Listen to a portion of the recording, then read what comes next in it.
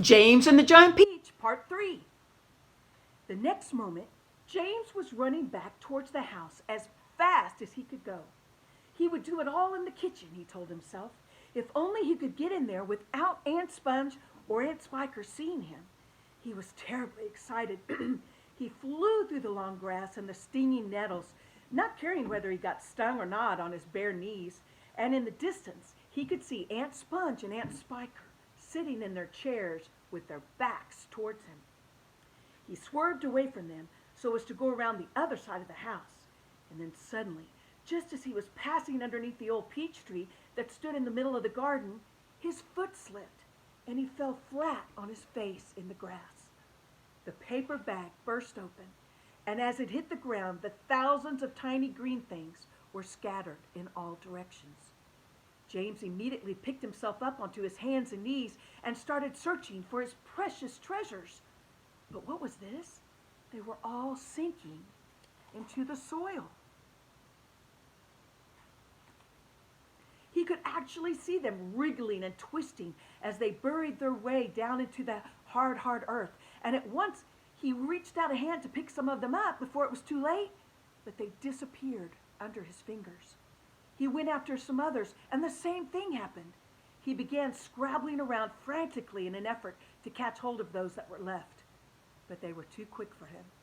Each time the tips of his fingers were just about to touch them, they vanished into thin earth. And soon, in the space of only a few seconds, every single one of them had gone. James felt like crying. He'd never get them back now. They were lost. Lost forever. But where had they gone to?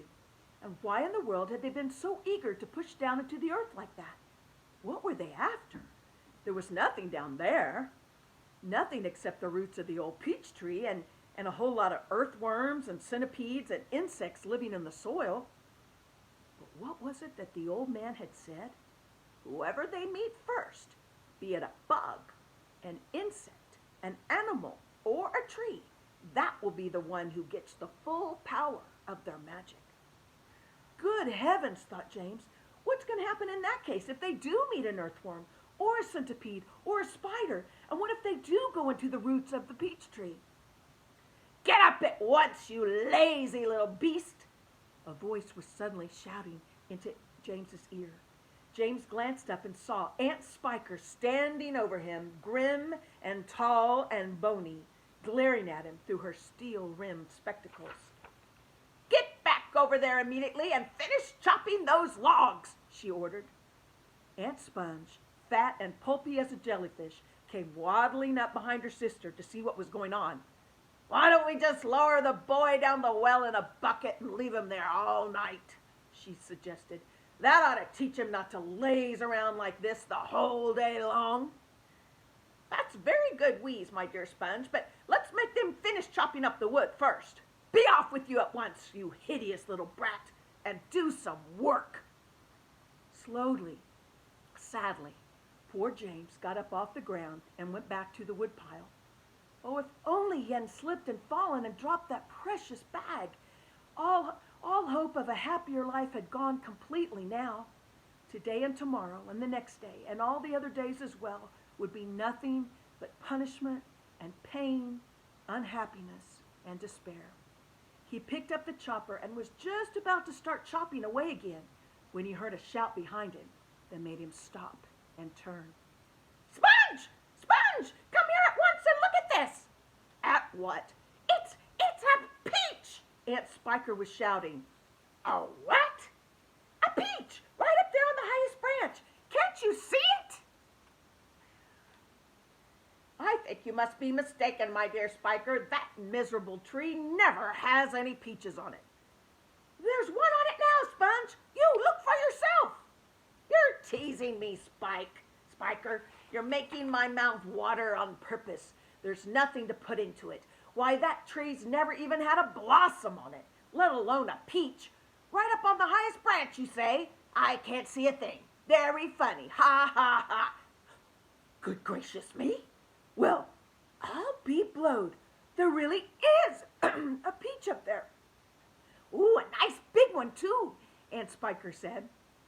Oh, it's a beauty, a beauty, Aunt Sponge cried out. At this point, James slowly put down his chopper and turned and looked around across at the two women who were standing underneath the peach tree. Something's about to happen, he told himself. Something peculiar is about to happen at any moment. He hadn't the faintest idea what it might be, but he could feel it in his bones that something was going to happen soon. He could feel it in the air around him, in the sudden stillness that had fallen upon the garden. James tiptoed a little closer to the tree. The ants were not talking now. They were just standing there, staring at the peach. There was not a sound anywhere, not even a breath of wind. And overhead the sun blazed down upon them out of a deep blue sky. It looks right to me, Aunt Spiker said, breaking the silence. Oh, why don't we eat it? Aunt Sponge suggested, licking her thick lips. We could each have half. Hey, you, James, come over here at once. Climb up this tree. James came running over. I want you to pick that peach up there on the highest branch, Aunt Sponge went on. Can you see it? Yes, Auntie Sponge, I can see it. And don't you dare eat any of it yourself. Your Aunt Spiker and I are going to have it between us, right here and right now, half each. So get on up there with it. Up you go. James crossed over to the tree trunk. Wait, stop, Aunt Spiker said quickly. Hold everything. She was staring up into the branches with her mouth wide open, and her eyes were bulging as though she had just seen a ghost. Look, she said. Look, Sponge, look. What's the matter with you? Aunt Sponge demanded. It's growing, Aunt Spiker cried. It's getting bigger and bigger. What is? The peach, of course. You're joking. Well, look for yourself. But my dear Spiker, that's perfectly ridiculous. That's impossible. That's... Now, wait a minute. Just a minute. No, that can't be right. No. Yes. Great Scott. The thing really is still growing. Oh, it's nearly twice as big already, Aunt Spiker shouted. It can't be true. It is true. It must be a miracle. Watch it. Watch it. I am watching it. Great heavens alive, Aunt Spiker yelled. I can actually see the thing bulging and swelling before my very eyes.